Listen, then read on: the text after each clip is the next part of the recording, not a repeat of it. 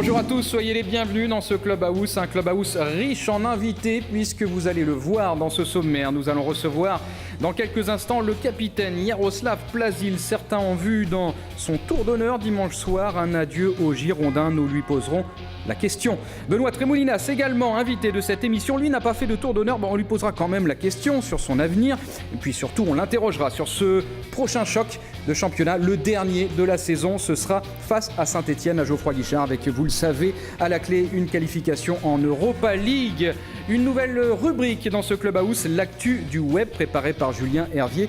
Et puis les dernières informations concernant les Girondins de Bordeaux avec Olivier Faure en plateau. Olivier Faure qu'on retrouvera également sur le terrain aux côtés d'Olivier Paulin pour les dernières informations de l'entraînement du jour cette fois. Allez, c'est parti. Le premier invité de cette émission, c'est le capitaine des Girondins de Bordeaux, monsieur Jaroslav Plazil. Bonjour Jaroslav. Bonjour Manu. Comment allez-vous ? Très bien, et toi ? Moi ça va, merci. On va surtout prendre de vos nouvelles parce que dans 4 jours à présent, un petit peu moins de 4 jours, il y a un match importantissime pour les Girondins de Bordeaux. Alors avant d'évoquer Saint-Etienne, on va juste évoquer le parcours des Girondins de Bordeaux. 5 matchs, 5 victoires. À quoi vous attribuez ce renouveau ou cette dynamique ? Il y a plein de choses. Il y a plein d'éléments. Il y a plein d'éléments. Il y a un peu de chance aussi, surtout sur le dernier match. On n'a pas été bon et on a quand même su gagner. Donc ça c'est important. Mais bon, on a gagné les 2 premiers matchs, on a enchaîné un peu et voilà. Derrière, ça a continué. C'est vrai que pour évoquer ce match face à Lorient, René Lobello, qui était donc dans notre émission, dans l'après-match, a dit en direct, c'est certainement un de nos plus mauvais matchs cette saison. Mais voilà, le résultat est là. Plus mauvais, je pense pas. Mais non, je pense pas non plus. Mais oui, sous coup de l'émotion. Au niveau de jeu offensif, pour se créer des occasions, il y avait un manque. Bon, après, on a la chance de marquer à la fin du match avec ce penalty. Avec ce penalty. Est-ce que sur la première période, il y a 2 écoles. La première, c'est celle de l'enjeu qui paralyse un peu vos coéquipiers. La mienne, c'est de dire que Christian Gourcuff avait très bien préparé son match tactiquement. Ah oui, mais ils sont venus, ça se voyait qu'ils sont venus pour jouer un match nul, pour essayer de se sauver.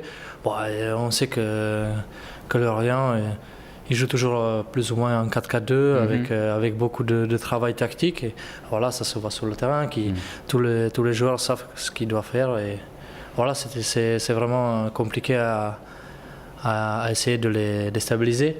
Puis nous, on peut dire encore une fois, dire merci à Cédric. Ouais. Bien sûr. Est-ce que vous avez senti vos coéquipiers un peu saisis ou paralysés par l'enjeu en première période, non ? Non, c'était par rapport à l'adversaire qui était bien en place, qui a joué son coup à fond et voilà.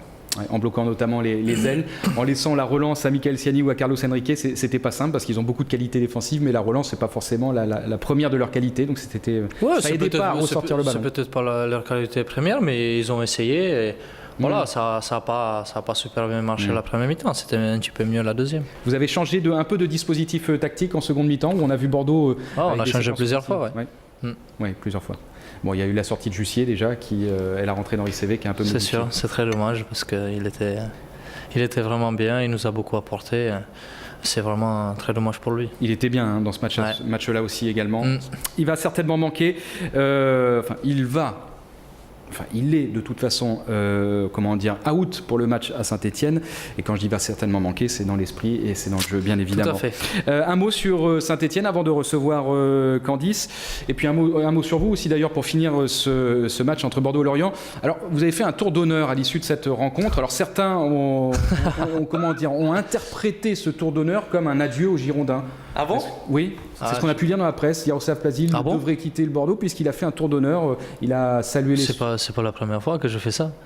Donc je sais pas qui est-ce qui allait chercher ça. Oui, l'interprétation est un peu... Bah oui, parce que si on peut revenir en arrière, le dernier match contre Rennes, et même avant, on l'a fait avec Ludo. Donc c'est pas seulement aller remercier le Virage Sud, c'est remercier à tous les gens qui sont venus. Oui, c'était saluer tous les supporters qui étaient venus cette saison. Exactement. Pour le dernier match de... Non, mais c'est même pas le dernier match.